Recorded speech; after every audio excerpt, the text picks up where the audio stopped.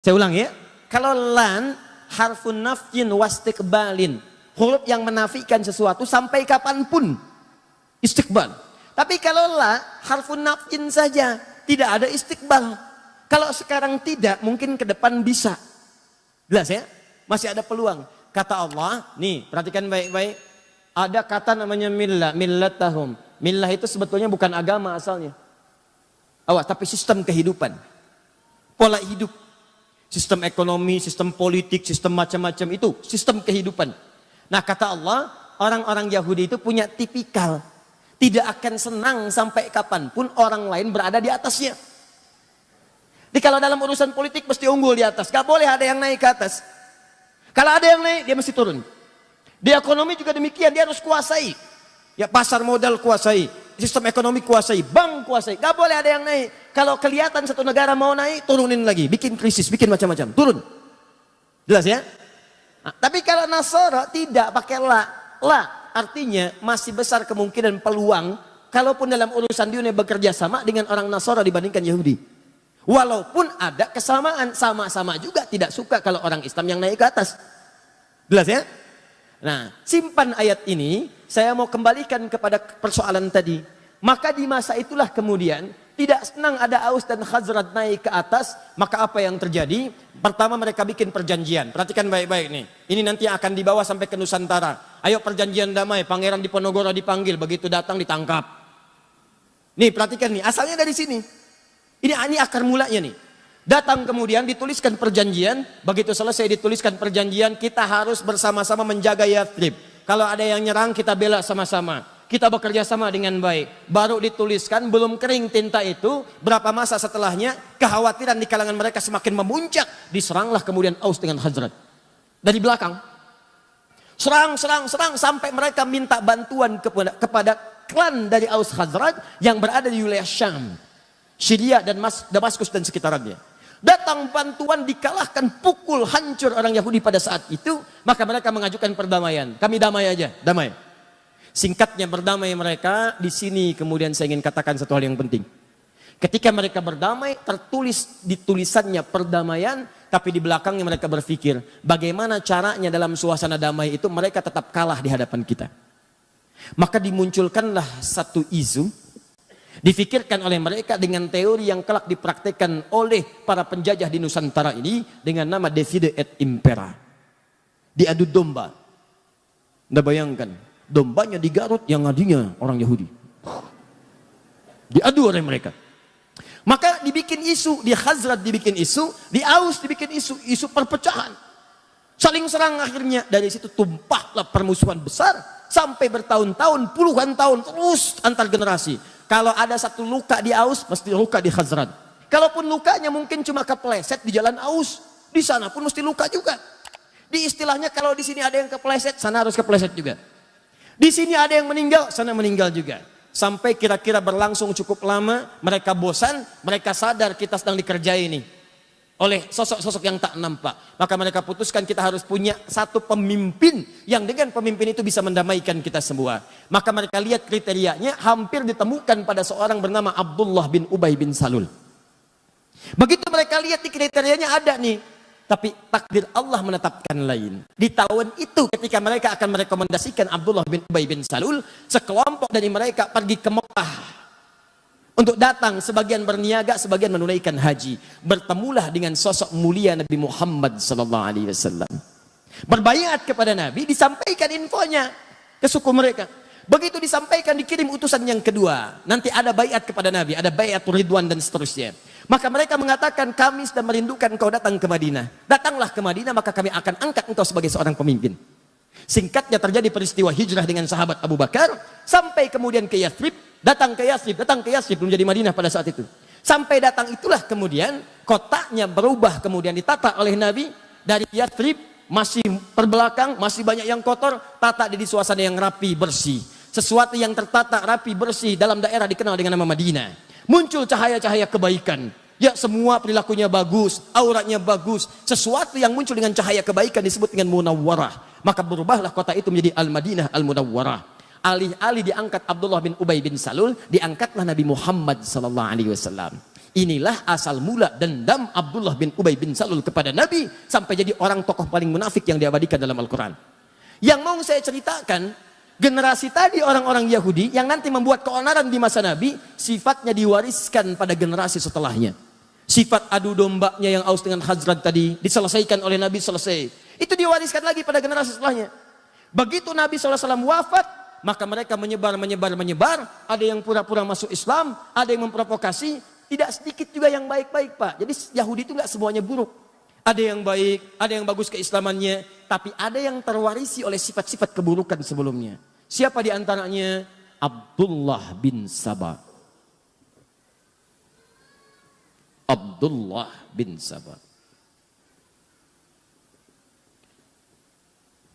Awas, kita sedang berbicara sejarah ilmiah nih. Dan tidak menyoal kalangan atau manapun. Ya. Dikala nanti ada yang keberatan, duduk kita diskusi. Dan kita buka fakta sejarahnya. Sepakat ya? Nah, lihat sini. Ini di antara tokoh Yahudi yang konon disebutkan dalam sejarah pura-pura masuk Islam. Dan ini salah satu sosok yang terwarisi oleh tipikal buruk Yahudi-Yahudi sebelumnya. Padahal Nabi sudah obati itu. Aus Hazrat saya persaudarakan kata Nabi. Yahudi-Yahudi yang lain silahkan boleh tinggal. Kita berniaga dudukan bikin piagam Madinah. Tapi apa yang terjadi? Ada yang berkhianat. Suku-suku yang 3 tadi saya sebutkan tadi berkhianat. Menyalahi kesepakatan. Bahkan ada yang hendak membunuh Nabi. Apa yang Nabi lakukan? Allahu Akbar. Yang sudah buruk tak terobati, maka dihukum dengan hukum negara. Hukum, eksekusi. Yang lain keluar. Mereka keluar diusir dari Madinah. Bukan karena Nabi yang usir, karena perilaku mereka sendiri. Sebelum ke Madinah itu tidak pada diusir. Usir ini, diusir, ditanggung di Madinah, diperbaiki. Diberikan pelayanan yang bagus, cuman berbuat onar juga. Maka dikeluarkan karena perjanjian yang sudah dibuat. Nah itu ketika menyebar keturunannya, menyebar sifat-sifatnya, maka diantaranya tertularkanlah kepada sosok ini. Ini eksis di zaman sahabat Uthman bin Affan radhiyallahu ta'ala anhu. Ketika Uthman menunjuk kerabat-kerabatnya yang pakar-pakar di bidang ekonomi itu menempati pos-posnya, maka orang ini bergerilya langsung masuk bukan di wilayah Madinah. Karena kenal Madinah itu. Orang Madinah semua kenal Uthman. Uthman itu orang baik, gak mungkin nepotisme, gak mungkin milih yang salah dan sebagainya. Maka dia masuk ke wilayah yang sulit dijangkau pada saat itu untuk memberikan informasi yang cepat. Datanglah dia ke Mesir di Afrika Utara. Dari Mesir. Mesir itu bukan Arab ya, secara geografis. Mesir itu Afrika Utara. Cuma bahasanya bahasa Arab. Secara kebahasaan disebut negara Arab. Tapi secara geografis disebut dengan Afrika Utara. Masuk wilayah Afrika Utara. Sama dengan Libya, Tunisia, Maroko, Aljazair itu wilayah Afrika Utara. Maka dia datang ke Mesir. Apa yang dia katakan di Mesir? Dia sebarkan isu bahwa khalifah saat ini satu telah melakukan nepotisme. Nepotisme. Dia pilih kalangan dari kerabat-kerabatnya saja. Tahan sebentar. Tahan. Sesuatu yang dituduhkan kepada orang lain dan itu tidak nyata, maka dalam bahasa Al-Quran itu disebut dengan fitnah namanya. Jelas?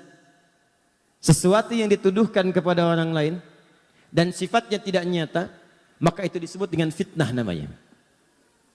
Keburukan orang lain dibincangkan, nyata sifatnya, tanpa sepengetahuannya, maka itu disebut dengan gibah namanya. Jelas? Maka dituduh Uthman dengan sesuatu yang tidak nyata. Tuduh. Maka muncul fitnah. Uthman nepotisme.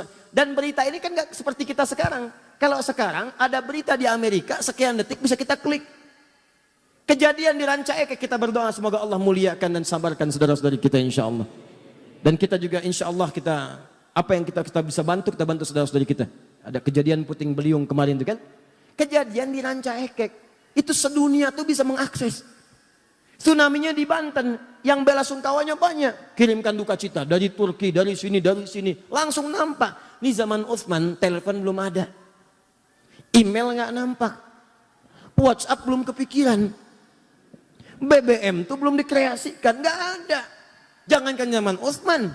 Ya, 80 tahun ke belakang, 50 tahun ke belakang, 30 tahun ke belakang, 20 tahun ke belakang, orang haji aja kan belum menemukan pesawat seperti sekarang. Berangkatnya pakai kapal laut. Kalau ada kabar dari Mekah, nyampainya 6 bulan kemudian. Itu baru 20 tahun kemudian. Kalau orang berangkat haji pakai kapal, dilepas, nunggu-nunggu nggak datang-datang. Udah pada lupa baru datang.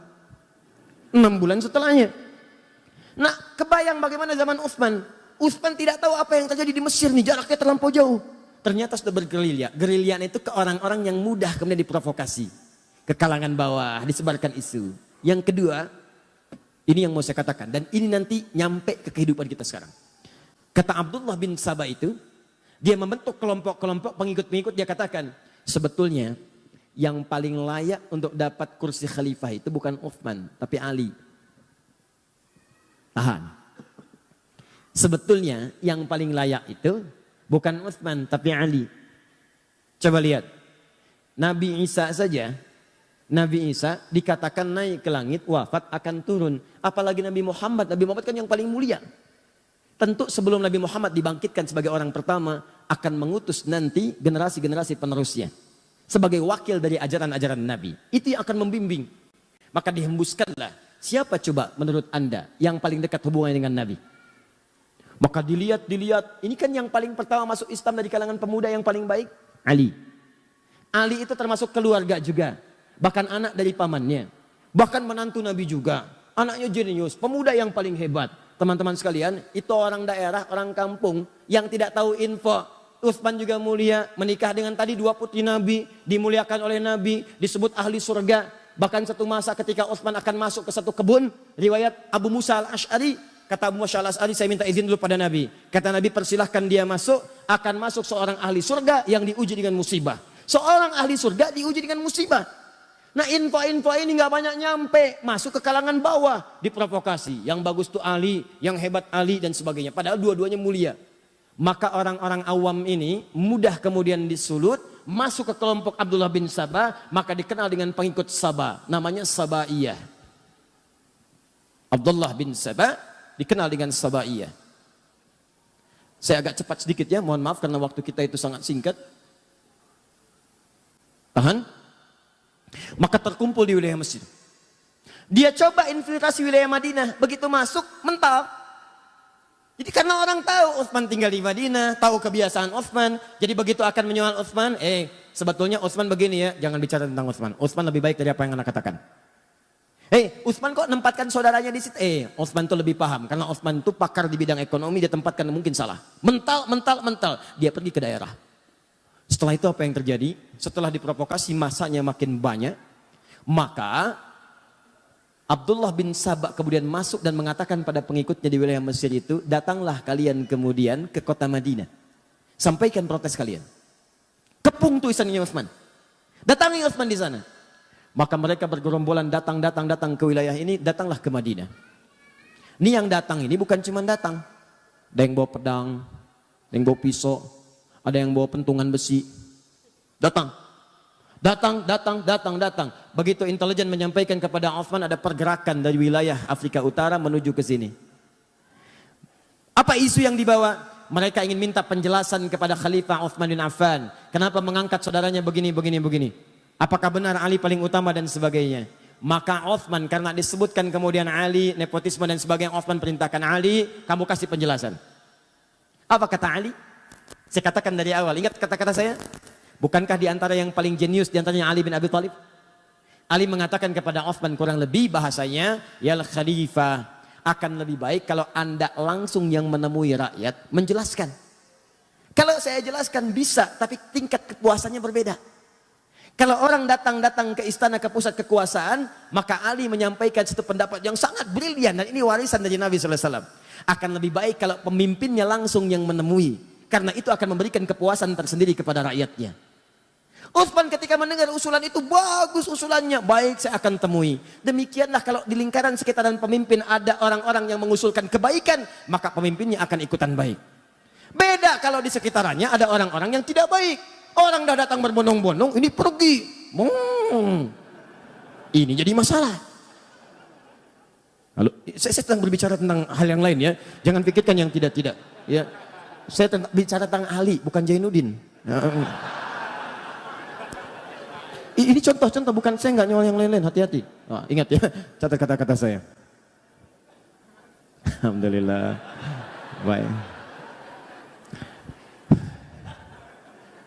Baik. Alhamdulillah.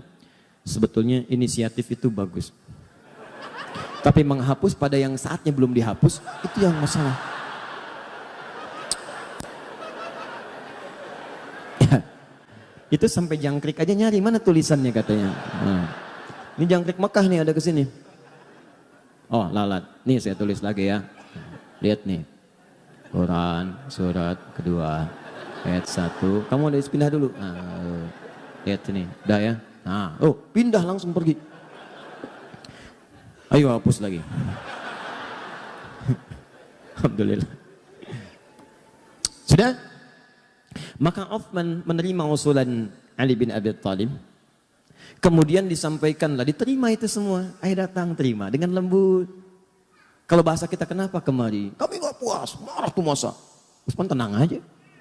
Tenang aja, marah ini itu. Itu gak ditahan tuh. Bawa pedang dibiarin, bawa pentungan dibiarin. Bahkan Uthman kasih pengumuman. Tidak boleh ada di antara semua keluarga saya, semua sahabat dan kerabat semuanya, yang kemudian menghunus pedangnya untuk melarang mereka.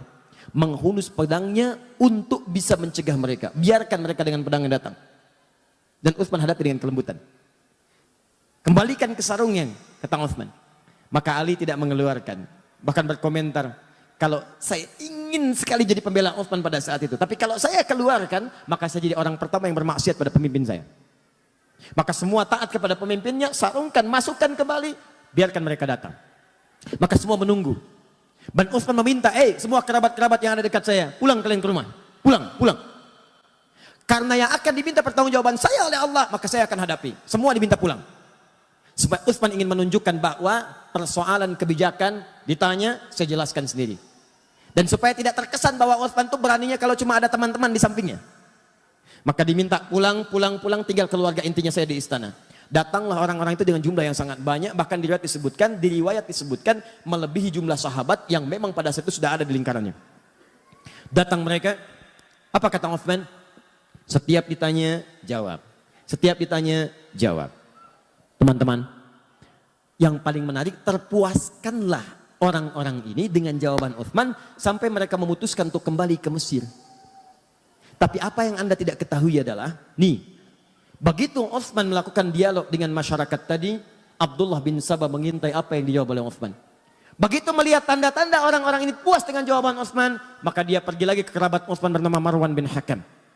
Dia sampaikan, ada orang-orang yang berniat memang mencelakai Uthman. Tuh lihat, datangnya aja bawa pedang.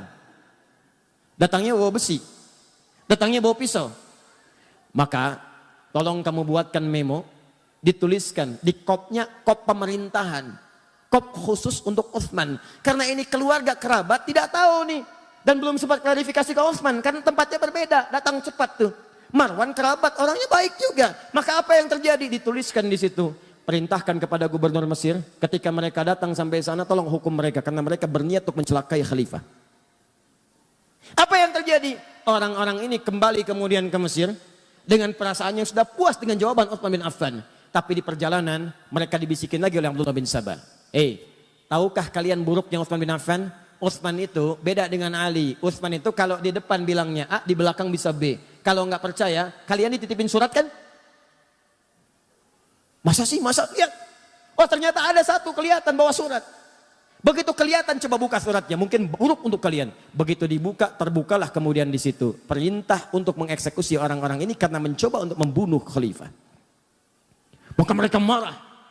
Dikira Uthman yang melakukan tipu daya. Maka datang mereka kembali mengepung langsung tanpa bicara, tanpa apa-apa. Uthman kamu penipu, Uthman kamu pembohong. Datang langsung merangsak jumlahnya cukup banyak. Kembali ke istana. Begitu Uthman mendengar teriakan-teriakan itu, Uthman mengatakan, aku tidak pernah menulis itu. Kamu pembohong, kamu ini. Orang marah pak. Orang marah mah dikasih Indomie juga akan berhenti marahnya. Oh ini itu. Bohong kamu, bohong ini, bohong itu. Tadi saya katakan dari awal, Uthman punya kebiasaan apa kalau sedang gelisah? Baca Al-Quran. Maka masuklah beliau kemudian ke ruangannya. Baca Al-Quran. Apa yang dibaca sampai juga dengan ke Ali Imran ayat 173 dibaca, itu indah sekali maknanya. Sampai terus dibaca, ada yang menyebutkan riwayat bahwa beliau kemudian ketiduran, saat sedang tiduran bermimpi bertemu dengan Nabi SAW. Dengan Umar, dengan Abu Bakar As-Siddiq radhiyallahu ta'ala anhuma. Kata Rasulullah disampaikan, Abu Bakar menyampaikan, Umar menyampaikan. Terakhir kata Abu Bakar dan Umar, wahai sahabat mulia, kamu jangan dulu buka ya, nanti kamu bukanya bersama kita dengan Rasulullah SAW. Dalam keadaan puasa, sedang baca Al-Quran, bertemu bersama Nabi, Umar dengan Abu Bakar As-Siddiq radhiyallahu ta'ala anhuma. Apa yang terjadi? Kata Abu Bakar dengan Umar, kamu jangan dulu buka, nanti bukanya bersama Rasulullah SAW. Maka terbangun dari situ, sedang baca Al-Quran, tiba-tiba tanpa diduga ada orang-orang yang masuk menerobos, datang lewat jendela. Ada datang lewat atas dan sebagainya. Ya, ada riwayat menyebutkan Ali yang mendengar situasi ada kekacauan langsung mengutus anaknya Hasan. Hasan Husain berangkat ke sana, lihat apa yang terjadi. Kalau situasi tidak bagus, tolong jaga Utsman. Apa yang terjadi? Begitu sudah sampai sana didorong Hasan dengan Husain menjauh mereka. Saat ada keributan keluar itulah beberapa orang naik ke atas, ada yang naik ke atap, ada yang masuk lewat jendela, maka mereka langsung mendobrak, langsung masuklah ke kamar Utsman bin Affan. Ada satu orang pertama dikisahkan diberikan julukan dengan Mautul Aswad. Ya, seburuk-buruknya orang yang selalu lekat dengan pembunuhan. Maka datang dia pertama mencekik Utsman.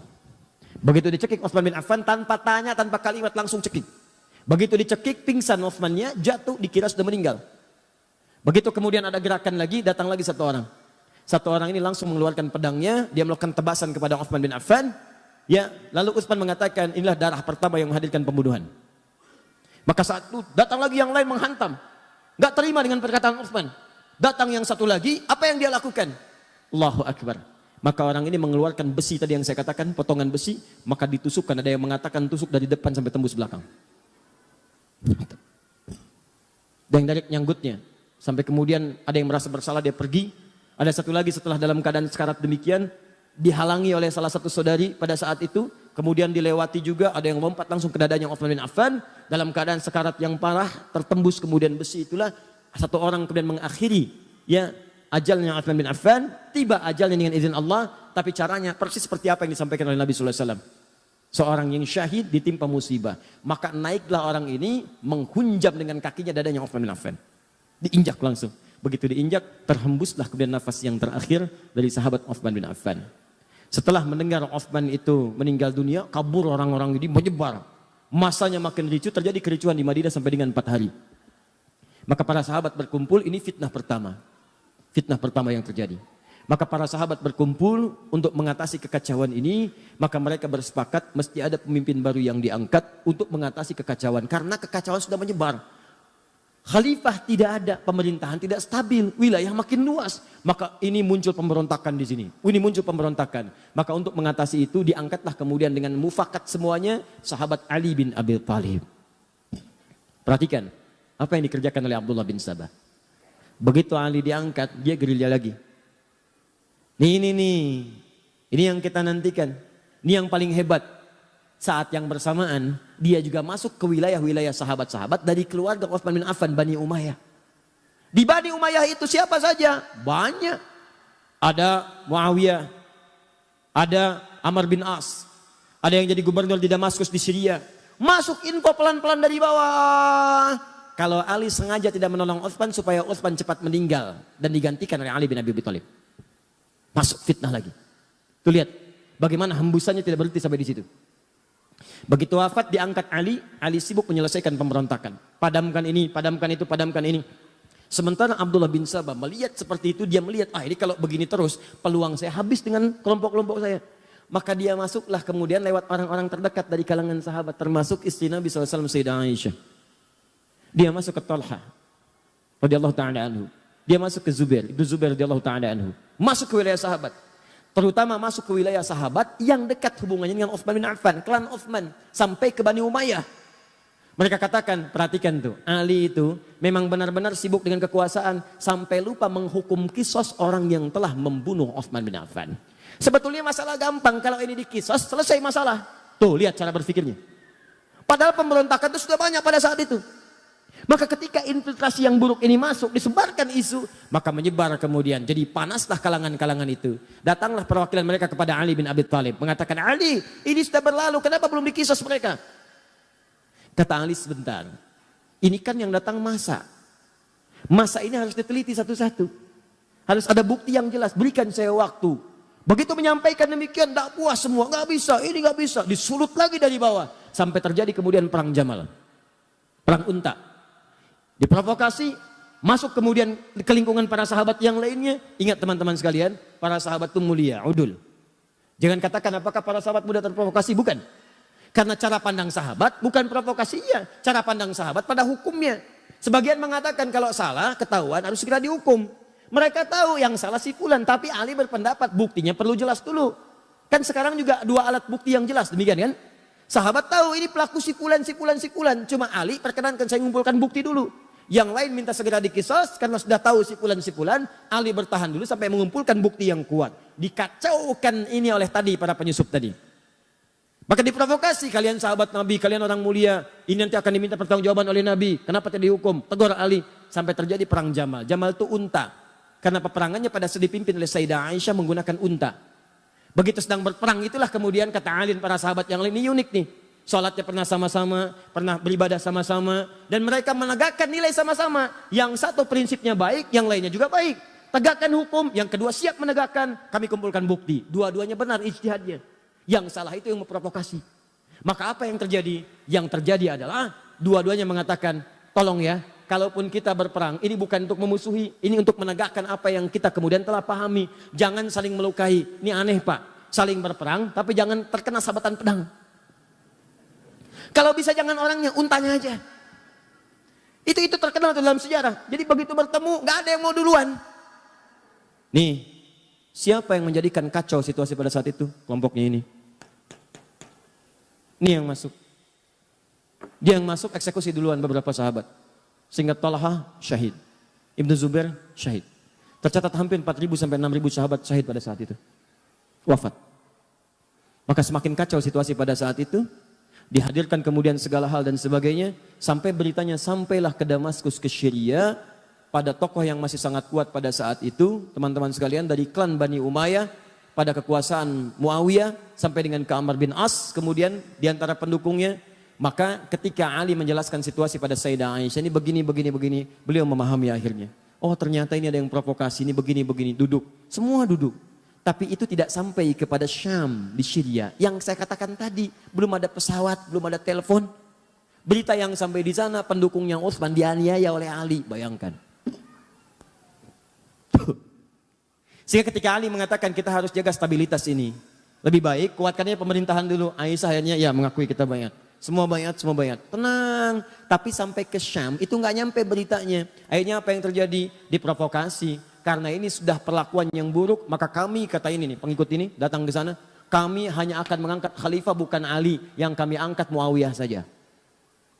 Maka diangkatlah kemudian khalifah di sana sampai mendeklarasikan sebagai khalifah baru. Anda bayangkan tuh. Fitnahnya luar biasa. Maka apa yang terjadi? Sudah nggak sempat, konon ada yang menyebutkan Muawiyah kirim utusan untuk klarifikasi, tapi di tengah jalan kemudian dieksekusi. Begitu dieksekusi oleh kelompok dari sini, sempalan sini, nyampe berita ke sana, Ali yang eksekusi. Semakin kuat kemudian rasa bencinya, marahnya, diprovokasi demikian, maka menyiapkan pasukan. Disampaikan juga kepada Ali, Muawiyah sudah menyiapkan pasukan, tidak mengakui kekhalifahan. Maka secara singkat disampaikan, Ali pun mesti siapkan pasukan. Maka dua-duanya menyiapkan pasukan, dikenal dengan perang Siffin itu. Maka apa yang terjadi? Ali mengatakan, ini karena sudah makar terhadap negara, kita harus bereskan, tapi dengan cara yang mulia. Sama kayak tadi tuh, pelan-pelan, karena sama muslim. Gak ada yang mau nyakiti, gak ada yang mau macam-macam. Ini masuk lagi nih. Yang ini nih, aduh. Nanti saya tunjukkan kepada Anda, ini cuma contoh orang, tapi pemikirannya diwariskan. Dalam setiap hal-hal yang terjadi semacam ini, Anda akan temukan provokator-provokator bertebaran. Termasuk sekarang semakin bertambah eranya, tapi ini nggak akan berubah. Termasuk di YouTube juga banyak provokator nanti. Nanti akan temukan itu. Kembalikan ke sini. Jadi begitu sudah masuk, singkatnya bertemu, lebih besar pasukan dari sebelumnya, terjadi peperangan itu sampai pasukan Muawiyah terdesak. Ya, apa yang terjadi pada saat terdesak Muawiyah? Saya katakan di belakang kan ada Amr bin As yang seterusnya, itu jenius.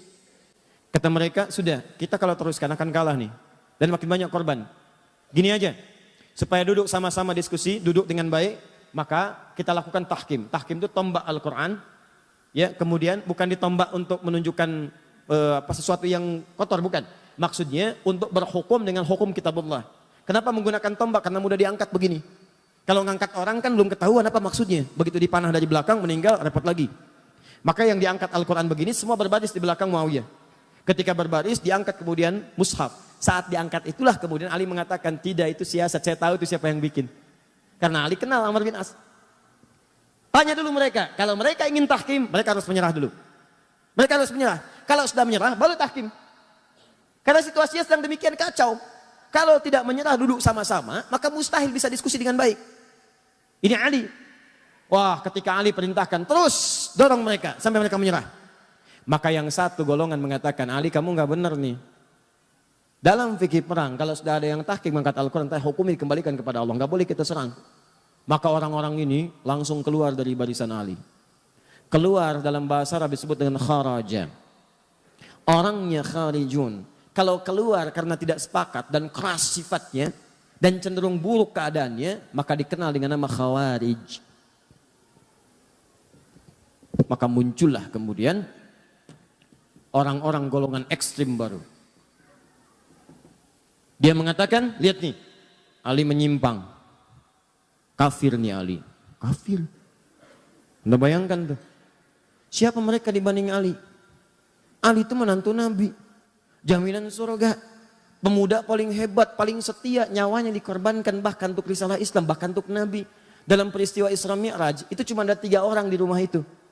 Begitu akan berangkat kata Nabi, Ali, kamu tidur di tempat tidur saya ya. Saya dengan Abu Bakar akan hijrah. Kamu yang gantikan di sini. Itu tahu tempat tidur Nabi itu yang jadi tujuan. 100 orang pemuda pasukan khusus sudah ngintai, taruhannya nyawa. Ali masih muda, Abu Bakar sudah sepuh, dengan Nabi mau berangkat. Apa kalimat Ali? Bala ya Rasulullah, siap, siap dengan nyawanya. Tidak pernah tertuliskan di buku sejarah manapun Ali protes.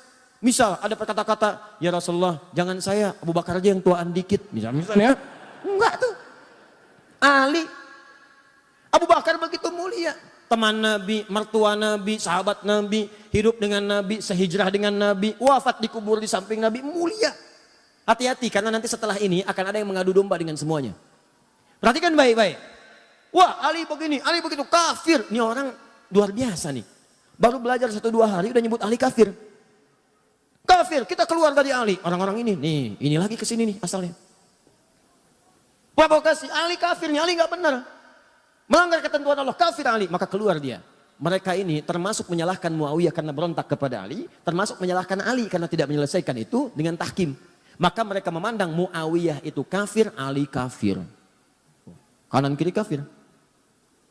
Ini kafir, ini kafir. Hukumnya wajib dibunuh. Ini yang kelak kemudian hari mengincar dan mengintai Muawiyah, Amr bin As, dan Ali bin Abi Thalib. Kubu sana, nih orangnya, Muawiyah, Amr bin As. Ini tokohnya nih, gara-gara dia nih berontak nih. Sini lagi, ini Ali nih, gak mau bertahan dengan hukum Allah. Bunuh, habisi semua. Maka mereka kembali disiapkanlah kemudian eksekutor. Dilihat di mana Muawiyah, di mana Amr bin As, di mana Ali. Maka disiap-siapkan pada satu subuh, direncanakan pembunuhan. Cuma takdir berkata lain. Ali datang ke masjid untuk menunaikan salat. Muawiyah konon diriwayatkan sedang sakit tidak bisa berangkat. Amr bin As bisa mengelak. Maka gagal pembunuhan kepada Muawiyah dan Amr bin As. Dan Ali kemudian wafat dalam tusukan-tusukan yang telah disiapkan oleh golongan-golongan ini. Kelak golongan ini bertransformasi, mewariskan pemikiran-pemikiran mereka, walaupun kelompok-kelompoknya itu tidak nampak ke permukaan. Sedikit tapi doktrin dia begitu jahat. Pokoknya kalau beda dengan mereka, kafir. Nih. Dan hukumnya bunuh, eksekusi, bom, apapun itu. Mau bom panci, bom kulkas, bom ini, bom itu, pokoknya harus mati. Terus sekarang tuh, makanya hati-hati ya. Saya ingatkan hati-hati nih. Ini yang saya katakan. Kita masuk kepada intinya. Ini termasuk tantangan dakwah di masa kini. Kalau Anda ikut pengajian, ikut taklim, dikit-dikit orang lain kafir. Dikit-dikit orang lain kafir. Wajib hukumnya dibunuh. Orang tua sendiri kafir, wajib hukumnya disembelih. Tolong mikir dulu. Pikirkan dulu. Itu orang tua melahirkan antum. Mohon maaf ya, mohon maaf. Quran aja mengatakan, ini Al-Quran loh, Quran surah 31 ayat ke-15. Sekalipun antum ada yang masuk Islam, orang tuanya belum muslim. Antum duluan muslim misal. Itu tidak boleh Anda menyakiti orang tua dalam urusan dunia. Dalam urusan akhirat silahkan beda-beda. Kalau diajak boleh nolak. Tapi dalam urusan dunia jangan sekali-kali Anda menyakitinya. Apa kata Allah?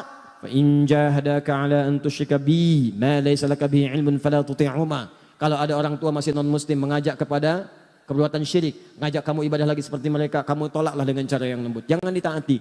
Lihat. Wasahibhuma fid dunya ma'rufa.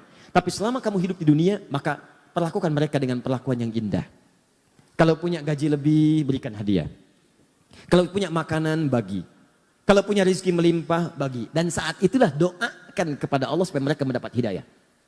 Tiba-tiba datang golongan ini mengatakan, kamu muslim ya? Muslim. Orang tua kamu kafir tuh, bunuh. Ini yang bahaya. Halal darahnya, tumpahkan darahnya. Ada orang pengen minta pendapat ke pemimpin, datang ke istana. Tumpahkan darahnya. Anda siapa? Nah ini kayak gini nih, tembak, bom, ini semua. Datang kemudian, ke Jalan Tamrin, bawa mobil, brudar, meledak. Itu yang dibom siapa? Yang meninggal siapa? Dan semua bertentangan dengan hukum Al-Quran. Katanya Anda berpedoman pada Quran. Kata Quran, buka kembali ayatnya teman-teman sekalian. Lihat lagi ayatnya. Siapa yang sengaja merencanakan pembunuhan? Wa may yaqtul mu'minan muta'ammida fajaza'uhu jahannam. An-Nisa ayat 91 sampai 92 itu. Siapa yang merencanakan pembunuhan pada satu orang sengaja apalagi dia beriman, maka balasannya neraka jahannam. Khalidan fiha, kekal di dalamnya enggak pernah keluar. Anda mau haji, mau umrah, haji setahun sekali, umrah, baca Quran sampai khatam, sampai hafal, sampai jadi hafid, tapi sengaja merencanakan pembunuhan terhadap satu orang saja beriman, kata Allah enggak peduli, neraka jahanam, kekal di dalamnya. Wa ghadiballahu alaihi, dan Allah murka kepadanya. Kalau enggak taubat, murka. Anda tidak disukai di Soreang, pindah Ranca Ekek. Enggak disukai Ranca Ekek, pindah Kota Bandung. Kota Bandung enggak suka, pindah lagi Bekasi. Banyak harapan di Bekasi, harapan indah, ujung harapan, sampai ke Duta Harapan dan seterusnya. Tidak disukai di sana, pindah. Di Indonesia akan disukai, pindah. Tapi kalau Allah tidak menyukai Anda, mau pindah kemana? Wala'anahu, dilaknat dia, wa'adalahu adzaban 'azima, dan dijanjikan siksa berkali lipat. Pertanyaan saya, orang beriman yang mana yang mau punya cita-cita masuk neraka jahanam? Makanya tolong dipikir dulu. Kalau ada yang ngajak-ngajak bom ini, bom itu, masuk markas polisi, bom, bu. Itu di sana banyak orang-orang beriman, masuknya musola juga. Masuknya masjid juga. Ini masjid Diror. Masjid Diror dari mana? Apa kriterianya? Lihat dulu. Bahaya orang kayak gitu. Itu waktu kejadian bom Jalan Tamrin itu. Duar. Saya di Lampung langsung ditanya, Ustadz, apakah bom di Jalan Tamrin termasuk jihad fisabilillah? Saya bilang, Pak, sependek pengetahuan saya, jihad fisabilillah itu jihad di jalan Allah, bukan di Jalan Tamrin. Kaidahnya lain, Pak.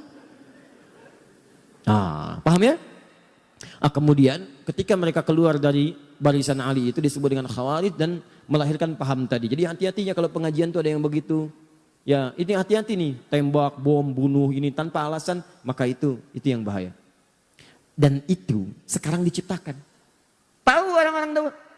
Karena yang buat dulu ini nih, sama juga dibikin lagi kelompok-kelompok. Diciptakan di bawah. Ini doktrinnya dibawa lagi. Yang bikin siapa? Yang paling bahaya bukan umat Islam. Dibawa oleh orang-orang punya kepentingan untuk mencitrakan Islam itu buruk. Diciptakan golongan semacam ini, dikirim kemudian, kirim ke Syria, kirim ke ini, kirim ke itu. Muncullah kemudian orang-orang ekstrim. Tembak, bom, ini hancurkan. Makam dihancurkan, ini dihancurkan. Di mana ada ajaran Nabi menghancurkan makam? Itu paling bahaya. Hati-hati kalau ada ajakan-ajakan tuh di media sosial. Datang ke Syria, datang ke ini, datang ke itu. Tapi yang Anda lihat itu seperti ini nih. Ciri-cirinya begini. Hidup Anda itu sudah tidak berarti. Oh, tidak berarti, enak aja. Ya. Kalau tanpa ridha Allah Subhanahu, benar sampai situ. Tapi kata Ali, kalimatul haq urida bihal batil. Kata-katanya benar, cuman maknanya digeserkan kepada yang buruk. Di brainwash. Seakan-akan ini yang harus dilakukan. Jelas? Hati-hati dengan ini ya. Kalau saya akan tegas pada sesuatu yang bisa beresiko tinggi dalam kehidupan akhirat. Paham ya? Ya.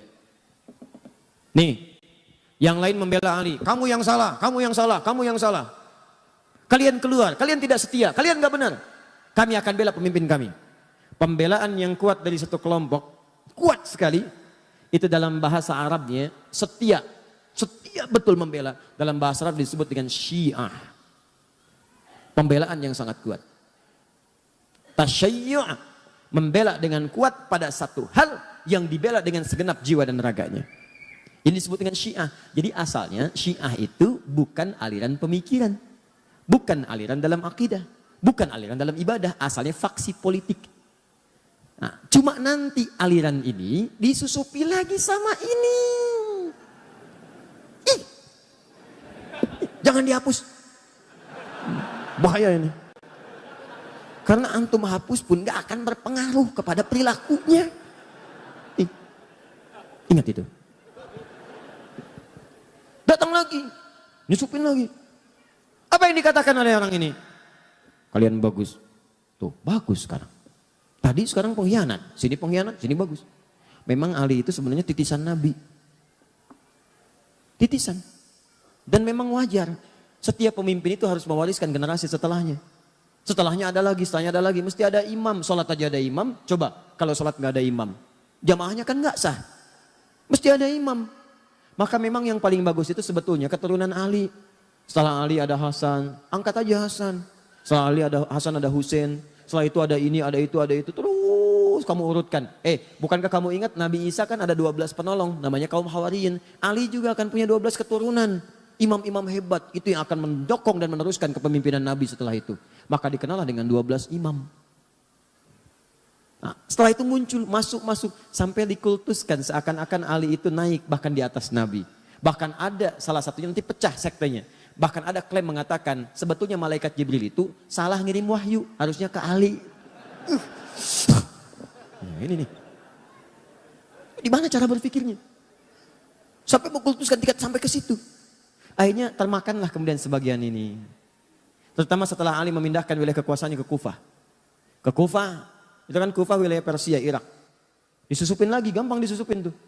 Padahal orang-orang itu mengatakan setia, siap ini, datang lagi ini, masuk lagi, gini, sampai kultuskan Ali. Sampai terjadi mereka sendiri yang mengkhianati Ali. Mereka sendiri yang kutus orang untuk bunuh Ali.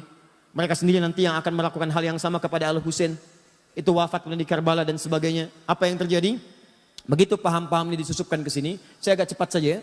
Susupkan ke sini, ini bertransformasi dari aliran politik, faksi politik dalam hal pemerintahan. Maka ketika disusupi nilai-nilai kemudian dengan nilai akidah, dengan nilai ibadah, dengan nilai akhlak. Akhlaknya digariskan pada kesetiaan kepada ini.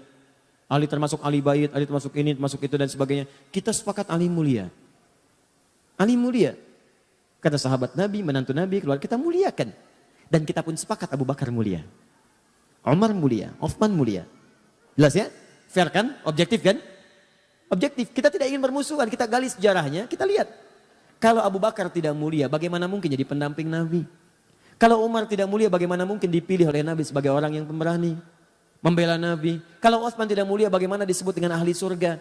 Tiba-tiba orang ini datang mengatakan, hei Abu Bakar, Umar dengan Utsman merampas hak Khalifah Ali.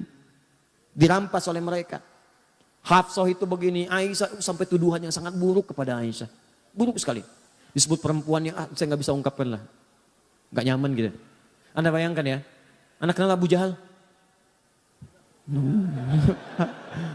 Udah ngapus yang salah. Kenal Abu Jahal. Luar biasa. Cuma di sore yang tapi nggak apa-apa mas, di Palembang ada yang kenal Firaun. Jadi sampai mana tadi? Nah, rampas. Aisyah dituduh. Anda bayangkan Abu Jahal aja, itu kan musuh Nabi paling buruk. Pengen bunuh Nabi. Tapi jangan lupa, dia punya anak namanya Ikrimah. Seorang pemuda, ahli berkuda, pembela Nabi. Apa yang terjadi? Pertama, jangan suka menjudge orang lain. Boleh jadi keturunannya tidak seperti atasnya. Atau sebaliknya. Yang kedua, ketika Ikrimah sedang berada di lingkungan sahabat, Nabi melarang mengungkit tentang ayahnya. Jangan bicarakan ayahnya, jangan menyinggung anaknya. Karena Ikrimah saudara kita. Seburuk-buruknya Abu Jahal dilarang oleh Nabi digunjingkan langsung dekat keluarganya. Makanya saya sering katakan kepada Anda, bagaimana Anda bisa menggunjingkan istri Nabi SAW? Apa Anda tidak mau menjaga perasaan Nabi?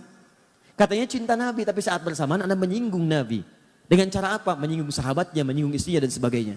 Nah ini dimasukkan ke dalam doktrin ini, sehingga ini menjadi doktrin dalam aliran-aliran kepercayaan, akidah, masuk kepada bahkan ranah ibadah dan sebagainya. Sampai mengatakan setelah ini berkumpul makin kuat, bahkan mengatakan, hadis-hadis pun ada yang ditukar. Yang benar hadisnya semua dari Ali.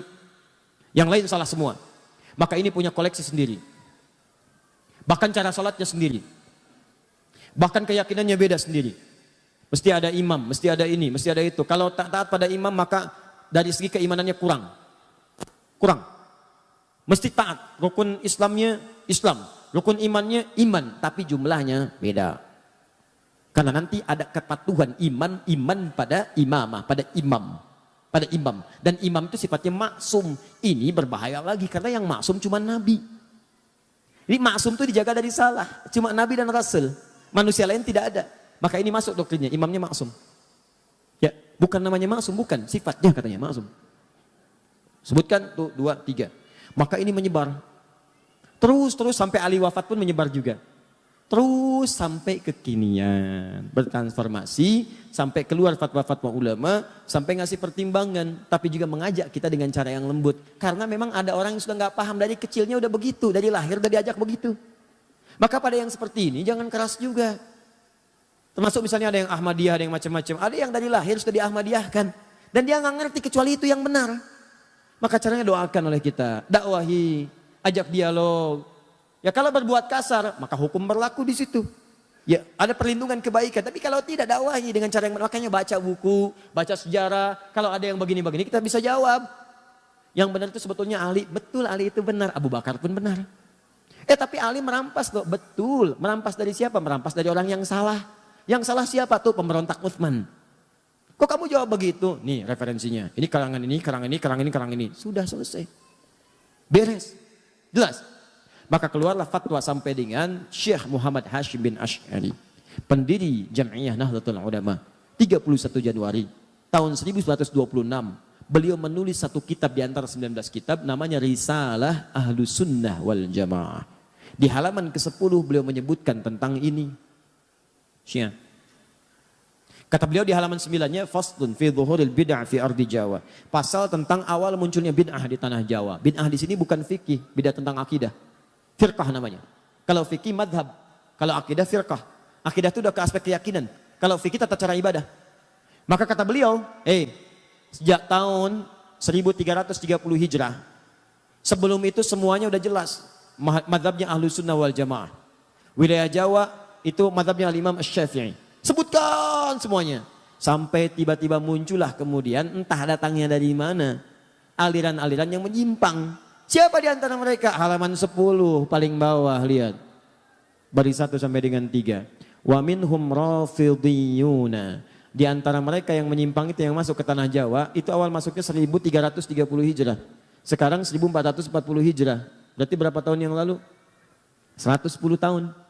Di 110 tahun yang lalu. Kalau sekarang 2019, berapa tahun yang lalu?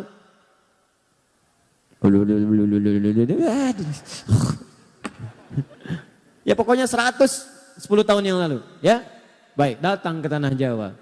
Apa yang dilakukan? Rafidhiyun. Rafidhi itu menunjuk kepada orangnya. Rafid. Sifat yang disebut Rafidah. Apa Rafid itu? Menolak dengan cara yang kasar. Ya, radda menolak. Tapi menolak dengan cara yang kasar, rafadha. Minum mas. Terima kasih, itu lembut. Ini minum mas. Non cianawan aing. Luar biasa. Siawani ka aing, siawani aing sieun. Pokoknya. Itu rafadha namanya. Itu mas. Begitu ditolak, orangnya namanya Rafid. Jamaknya Rafidhiyun. Kenapa disebut dengan Rafidhiyun? Karena mereka menolak keabsahan Khalifah Abu Bakar, Umar dengan Utsman. Tolak oleh mereka, enggak benar. Karena mereka menolak semua riwayat yang datang dari klan-klan ini. Hadisnya salah, ininya salah, keyakinannya salah. Mereka punya klan sendiri. Maka kata Syekh Hashim, lihat, yasubbuna sayyidana Abu Bakrin radhiyallahu ta'ala anhu wa Umar bin Khattab radhiyallahu ta'ala anhu. Mereka kerjaannya seringkali mencela Abu Bakar dan Umar khususnya. Celah habis. Celah. Semua yang salah. Anaknya Abu Bakar celah. Pokoknya perlakuannya buruk gini. Hafsah anaknya Umar celah juga. Nggak layak jadi istri Nabi. Bahkan disebut Nabi itu dijebak. Bagaimana Nabi bisa terjebak?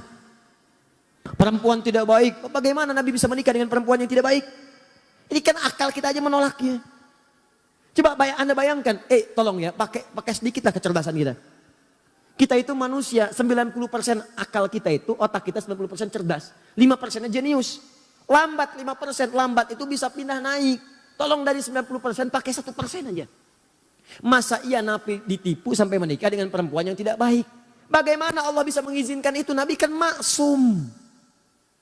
Coba kita sadari dengan baik itu.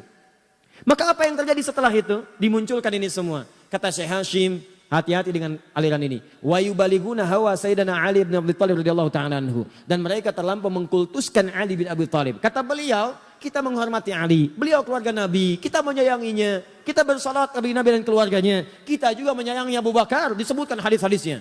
Menyayangi Umar disebutkan hadisnya. Hadis tentang berprasangka baik pada sahabat. Hadis berbuat baik pada sahabat. Bahkan beliau menukil hadis halaman 11 di pertengahan. Apa yang beliau katakan? Lihat, kata Nabi, mengutip kata-kata Nabi. Kalau Rasulullah SAW akan bersabda, apa yang beliau sampaikan? Akan datang pada satu masa bagi kalian. Akan datang di satu masa bagi kalian sekelompok orang yang mereka senang mencela sahabat-sahabat saya. Hadis selesai. Jika Anda menemui mereka, lihat ini. Fala tusalli bihim wala tusalli ma'ahum. Jangan sholat dengan mereka, jangan disolatkan oleh mereka. Maksudnya mereka jadi imam, kalian makmum. Jangan berjamaah dengan mereka. Fala tunakiuhum, jangan besanan dengan mereka. Tuh, awas tuh, keras sekali kalimatnya, keras. Bahkan nanti ada nada-nada ancaman. Itu hadis Nabi disebutkan. Maksud beliau menampilkan ini ada perbuatan yang salah. Beliau bukan memaksudkan mencela orangnya. Nabi bukan memaksudkan memburuk-burukkan orangnya, bukan. Maksudnya waspada, ini aliran sangat bahaya. Bisa memecah belah, bisa ribut nantinya. Maka cara kita adalah balas dengan cara-cara terbaik dengan menerangkan. Ini loh maksudnya awalnya begini. Paham ya? Nah, maka kalaupun ada di sekitaran kita yang seperti itu, pertama kita berdoa kepada Allah. Semoga mendapatkan hidayah untuk jadi baik dalam kehidupan. Yang kedua, kitanya pun belajar, baca lagi, baca sejarah. Sehingga ketika nanti diskusi kita punya argumentasi, terangkan. Kalau sudah kita terangkan gak mau juga, itu pilihan masing-masing. Jelas ya? Dan itu dijamin oleh negara, pasal 29 ayat 2. Negara menjamin kemerdekaan tiap-tiap penduduk untuk memeluk agamanya masing-masing dan beribadah meluk agama dan kepercayaannya itu. Jelas ya? Nah, maka ini tantangan dakwah yang kedua selain tadi Khawarij. Kenapa saya sampaikan ini teman-teman? Karena ini kekinian bertransformasi dan banyak bertebaran di sekitaran kita sekarang. Saya tanya, ada paham-paham yang gampang mencap kafir yang lain? Ada, bahkan sekarang lebih dahsyat. Kalau dulu mikir-mikir dulu, bunuh, itu mikir dulu. Sekarang begitu mudahnya.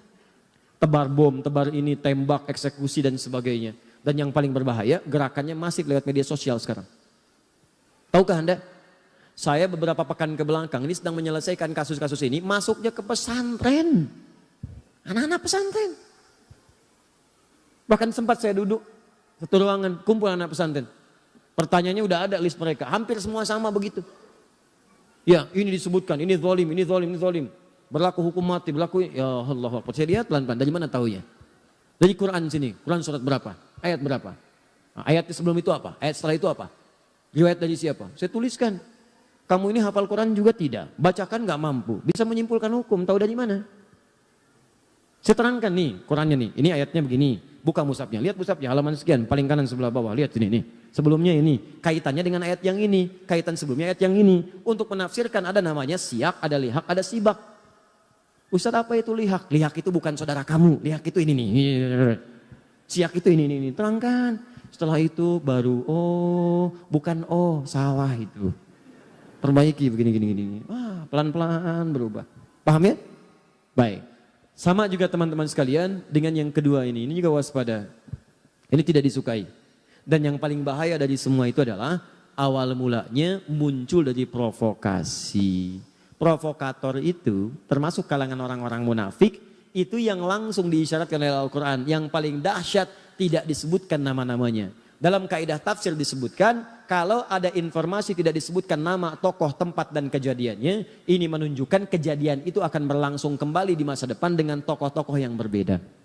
Tantangan dakwah sekarang bukan muncul pada kelompok-kelompok ini semata, nama-nama dan sebagainya. Karena kita sudah paham dari sejarah. Yang paling bahaya itu adalah provokasinya menyebar ke lingkungan dakwah.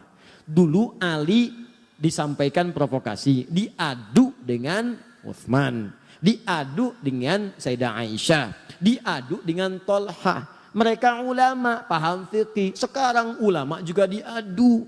Ustadz diadu. Masuk ke YouTube, Ustadz Adi diadu dengan Ustadz lain. Potong videonya, hajar 1, 2, 3, dimunculin tuh. Ah, itu juga sama, provokator. Itu keturunannya ini nih yang tadi yang gak dihapus nih. Sama. Akhirnya muncul tahdzir episode 1, episode 2. Sering katakan, gak ada kerjaan. Kalau Anda mau cari kesalahan orang akan selalu ditemukan. Karena saya manusia, antum mau cari sampai kapanpun akan ketemu. Antum yang buang-buang energi. Saya emang gak dirugikan. Saya mah apa tuh? Ya. Coba cek, antum buruk-burukan saya, pahala antum pindah ke saya, dosa saya diambil antum, apa ruginya saya? Karena itu saya sering katakan, gak ada kerjaan. Dan saya gak pernah marah, silakan saya gak akan marah. Saya malah mendoakan antum supaya tobat. Dan kalau saya gak marah, antum juga jangan ikutan marah. Kan aneh ustadz yang gak marah, jamaahnya marah. Jelas ya? Maka ini teman-teman sekalian, kejadian seperti ini mudah diadu-adu. Kenapa nggak saling duduk? Yang paling bahaya tadi tuh sifat-sifat Abdullah bin Sabah tadi. Masuk ke sini anggap kamu yang paling benar. Masuk ke sini anggap kamu yang paling benar. Sekarang kenyataan. Ikut pengajian masuk ini yang paling benar. Yang lain salah semua. Ada nggak sekarang? Ada. Masuk ke sini jangan ngaji dengan yang itu. Masuk ke sini jangan begini. Itu salah semua. Itu bid'ah. Mau kaji kemana? Ustadz Adi. Oh Ustadz bid'ah ya? Bukan Ustadz Adi. Nah ini kan jadi persoalan. Itu kalau ada yang demikian-demikian, itu artinya mengakomodir kepentingan-kepentingan buruk di masa lalu. Yang paling aneh adalah Anda menjelek-jelekan Syiah. Anda menyalahkan Syiah dan benar salahnya. Tapi saat bersamaan Anda juga menerima provokasi di masa lalu. Itu kan aneh. Kenapa tidak saling duduk sama-sama duduk? Apa masalahnya? Kunut itu bid'ah. Oh baik, pendapat Anda kunut itu bid'ah. Yang ini kunut itu boleh. Yuk kita temukan apa dalilnya yang bid'ah ini. Baik, yang ini juga punya dalil. Ini dalilnya kuat, ini juga kuat. Yuk kita buka kaidah fikihnya. Kalau sama-sama ada dalil, ini sama, telusuri. Kenapa yang ini tidak kunut asal mulanya apa? Oh ini penyebabnya. Kenapa yang ini kunut? Oh ini penyebabnya. Ternyata dua-duanya punya pandangan dalil-dalil yang sama, cuma cara menyikapinya berbeda. Maka ini yang disebut dengan tanawu namanya. Silahkan kerjakan. Yang ini benar, yang salah yang tidak sholat subuh. Yang repot kan begini, bid'ah. Pokoknya yang kunut semua bid'ah. Gak bisa. Bid'ah itu dolalah. Oh itu neraka. Nar. Apa Anda mau mengatakan Ibnu Umar ke neraka? Apa Anda mau mengatakan Al-Hasan ke neraka? Apa Anda mau mengatakan Imam Syafi'i ke neraka? Anda siapa Ferguson? Enak aja. Kita lihat dulu. Ini kan agak aneh. Akhirnya apa yang terjadi? Masjidnya kosong. Kok bisa komplek di sini gara-gara paham tidak kunut? Masjidnya kunut. Keluar dari kompleks semua subuhan. Pindah ke tempat lain. Siapa yang memakmurkan di sini? Kalau ada yang kotor di lantai, jangan ditinggalkan rumahnya, sapu kotorannya. Itu. Dan saling berkenalan, diskusi kan enak. Antum kan tidak akan dihisap dengan kesalahan orang lain. Tapi kalau antum tidak pernah mau duduk, diskusi, ngobrol, bicara, kan pilihan kan masing-masing. Jangan sampai perbedaan pendapat membuat Anda tidak bisa minum teh bersama, duduk bareng-bareng. Ngopi, bagi yang ngopi. Duduk bicara, ta'aruf, kenalan dengan yang lainnya. Kan prinsipnya jelas, tak kenal maka tak. Bukan tak sayang ta'aruf bu. Ta'aruf, ibu kenal suami tetangga tidak harus sayang. Masa kenal suami tetangga, kenal dan langsung sayang. Tak kenal maka ta'aruf. Bisa aja. Udah. Jelas ya? Nah saya tanya. Fitnah ini dahsyat tidak? Dahsyat. Pengaruhnya terasa sampai sekarang? Sesuatu yang dahsyat terasa besar sampai juga tantangannya terus sampai kemana-mana akhirnya. Kemana-mana. Itu dalam bahasa Arab disebut dengan kubra namanya. Kubra. Maka muncul istilah fitnah kubra. Fitnah itu akhirnya menyebar kemana-mana lewat persoalan yang berbeda-beda. Akhirnya dengan tujuan yang sama mengarahkan keburukan pada kehidupan berkemanusiaan. Akhirnya saya menyarankan kepada semuanya hati-hati dengan indikasi-indikasi keburukan. Tapi kalau tidak sepakat, duduk dialogkan. Kecuali kalau tindakan sudah anarkis. Anarkis balas lagi dengan pembelaan-pembelaan yang benar yang dibenarkan oleh hukum. Jelas ya? Dan juga bagi siapapun termasuk pemirsa dimanapun Anda yang berada, jika tidak sepakat dengan bahasan ini, mari kita duduk, diskusi. Secara ilmiah. Ya, Anda punya referensi, kami punya referensi. Kalau referensi kami salah, jangan pernah merasa ingin membela kesalahan. Akui, oh ini keliru, yang benar ini. Kalau Anda benar, maka kita ikuti. Kalau saya benar, Anda salah, saya tidak paksa Anda mengikuti saya. Fair kan? Objektif ya? Nah, itu baru kita nyaman dalam belajar. Maka itulah inti materi kita pada hari ini. Nanti ada yang lain lagi. Apa yang lain lagi? Dahsyat dan sekarang terjadi. Dan kreativitasnya tinggi sampai masuk ke televisi. Dan itu diungkap oleh Syekh Hashim dalam kitabnya Risalah Ahlussunnah wal Jamaah. Yang paling bahaya, itu bisa menggugurkan amalan-amalan Anda sebelumnya, bahkan bisa memasukkan Anda ke neraka. Dan dahsyat, itu terjadi kekinian. Apalagi sekarang musim-musim ini mau mendekat amalan ini bisa terjadi. Nah sekarang apakah amalan ini teman-teman sekalian? Itu yang akan kita bahas bulan depan nanti. Ya, sekalian saya bawa kitabnya sekalian saya tunjukkan. Ini. Wah pokoknya luar biasa lah Pak. Kalau dulu itu cuma sekedar datang. Kalau sekarang tampilannya lain. Pakaiannya kayak ustadz. Ininya begini bahkan ada di TV ada macam-macam. Anda mesti hati-hati. Karena itu bisa menjerumuskan. Kata beliau ini sangat bahaya. Bahkan ada yang bisa menjerumuskan ke neraka. Nah apa amalannya? Bulan depan. Ya. Sekira itu ya. Sudah jam 10 kita istirahat dulu. Dan kita pahami dengan baik itu diamalkan. Insya Allah jam 12 saya ada di Al-Murabbi. Sekalian saya menulis buku baru. Itu dibahas nanti malam. Nanti malam di Istiqomah kalau saya tidak keliru. Itu bahagia dalam naungan Al-Quran dan Sunnah. Yang siang di Al-Murabbi kita akan bahas nih. Amalannya ringkas. Tapi pahalanya begitu melimpah. Kalau Anda kerjakan amalan itu. Dosa-dosa Anda seketika akan gugur dan pahala Anda naik. Kalau Anda meninggal pada saat itu. Insya Allah statusnya juga syahid. Apakah amalan itu? Nanti siang. Gak ada zuhur. Subhanakallahumma bihamdika asyhadu an la ilaha illa anta astaghfiruka wa atubu ilaik. Wa akhiru da'wana alhamdulillahi rabbil alamin. Al'afu minkum. Sebelum saya tutup dengan salam, saya ingin mengajak pada kita semua. Pertama, ini kita sedang banyak diuji ya. Ya ada juga ustadz-ustadz kita yang diuji dengan penyakit, Ustadz Arifin, ya, Ustadz Bernard, ustadz yang lainnya juga mungkin yang tidak saya ketahui. Ada juga mungkin teman-teman dari yang lain yang tidak hadir juga diuji. Ini juga ada yang satu orang tuanya sakit, ada yang kanker serviks, ada yang diuji di lingkungan. Kita sama-sama berdoa kepada Allah Subhanahu wa taala, semoga Allah angkat penyakitnya, Allah berikan kesembuhan segera dan Allah muliakan kita semua insyaallah. Allahumma taqabbal minna innaka antas samiul alim wa tub alaina innaka antat tawwabur rahim. Allahumma rabbana ya Allah ya arhamar rahimin salli ala habibikal karim rasulikal mustafa amin sayyidina Muhammadin wa ala alihi washabbihi ummati ila yaumiddin. Allahumma rabbana la tada' lana fi maqamina hadha wa fi kulli maqamin dhanban illa ghafartah wa la hamman illa farajtah. Ya Allah, jika ada di tempat ini atau kerabatnya ya Allah yang datang membawa lumuran dosa, jangan biarkan meninggalkan tempat ini kecuali Engkau telah ampuni segala dosa-dosanya. Kalau ada yang hadir di sini membawa kegelisahan, jangan biarkan dia meninggalkan tempat ini kecuali Engkau telah tenangkan keadaan hatinya. Allahumma wala maridan illa syafaitah. Ya Allah, jika ada di tempat ini atau kerabatnya, keluarganya, teman-teman kami, sahabat kami tengah Engkau uji dengan penyakit seberat apapun, maka mohon angkat dan sembuhkan segala penyakitnya. Allahumma ya Allah ya Rabbal alamin wala asiran illa yassartah. Jika ada yang hadir di majlis ini membawa kesulitan di rumah tangganya ya Allah, apapun di pekerjaannya atau kehidupan sosialnya, maka mohon dengan keikhlasan amalannya ya Allah, ringankan segala kesulitannya dan hilangkan segala kesulitannya. Allahumma taqabbal minna innaka antas samiul alim wa tub alaina innaka at-tawwabur rahim. Allahumma ikfina ya Allah bi halalika wa haramik, ikfina ya Allah bi ta'atika wa ma'siyatik, ikfina ya Allah bi fadlika amman siwak. Ya Allah, mohon cukupkan kami dengan yang halal daripada yang haram. Cukupkan kami agar bisa berbuat taat dan menjauhi maksiat, dan cukupkan kami mengharap keutamaan darimu saja daripada yang lainnya. Allahumma rabbana atina fid dunya hasanah fil akhirati hasanah wa qina adzabannar. Bifadlika subhana rabbika rabbil izzati amma yasifun wa salamun alal mursalin. Subhanakallahumma bihamdika asyhadu an la ilaha illa anta astaghfiruka wa atubu ilaik. Wa akhiru da'wana alhamdulillahi rabbil alamin. Assalamualaikum warahmatullahi wabarakatuh.